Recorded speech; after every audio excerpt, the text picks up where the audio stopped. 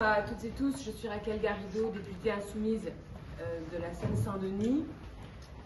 Avec d'autres collègues parlementaires qui sont ici présents avec moi aujourd'hui, Aurélien Saint-Toul, qui est député LFI des Hauts-de-Seine, Julien Bayou, qui est député écologiste de Paris, et puis en présence du président Marlex, qui est président du groupe LR à l'Assemblée nationale, nous avons accouru immédiatement aujourd'hui face à l'annonce de cette décision qui est à prendre avec une extrême gravité. La France, la République française, ne peut pas se passer d'anticorps. Anticorps est l'outil de la lutte contre la corruption.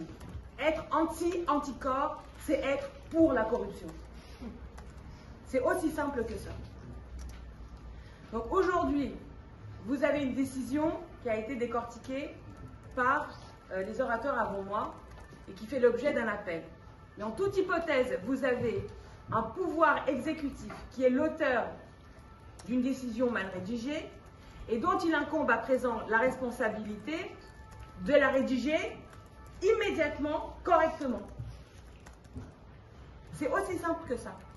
Donc maintenant, il faut que la Première ministre, puisque le garde des Sceaux est déporté pour les raisons que vous connaissez, doit prendre le nouvel agrément en urgence et en purgeant le texte de l'agrément de toute erreur de motivation qui pourrait jeter le discrédit ou le soupçon sur l'association Anticorps, dont il a été rappelé ici que, au fond, elle respecte les préconisations prévues par la loi pour avoir le droit d'ester en justice pour les conflits et les contentieux sur la probité. On l'a dit, personne ne conteste le caractère indépendant et désintéressé d'Anticorps. Personne ne le conteste. Donc sur le fond, il n'y a pas de débat juridique sur le fond de la substance de ce que prévoit la loi pour obtenir un agrément. Donc, à partir de là, il n'y a pas de difficulté, il n'y a aucun obstacle à cet instant à ce que Matignon prenne les dispositions immédiates nécessaires afin de pouvoir replacer Anticorps dans la position dont le pays a besoin qu'elle exerce. Évidemment, une fois qu'on a dit cela, il n'est pas interdit de venir au soutien de ce qui a été dit également avant moi, qui est qu'il n'est pas normal que ce soit l'exécutif qui ait le pouvoir d'émettre ces agréments, parce que par définition, ces actions en justice viennent limiter le pouvoir gouvernant. Donc il y a là un conflit d'intérêts qui est majeur, et dans le cadre de l'examen de la loi de programmation et d'orientation sur la justice qui sera examinée à l'Assemblée nationale début juillet, avec les collègues insoumis et la NUPES, nous comptons déposer un amendement afin que ce soit la haute autorité de la transparence de la vie publique, par exemple, qui soit chargée d'émettre ces agréments. Ce serait une évolution législative qui semble nécessaire afin de ne pas placer Matignon, l'Élysée, l'exécutif d'une façon générale dans une situation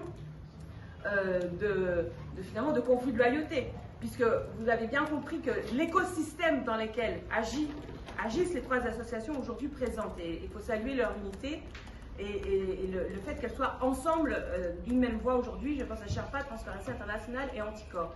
Elles évoluent dans un écosystème, l'écosystème français, qui est très particulier, parce que les institutions françaises accordent un pouvoir très important, un pouvoir gouvernant très important à l'exécutif et singulièrement au président de la République, mais ne rend cet exécutif-là pas responsable au sens constitutionnel du terme.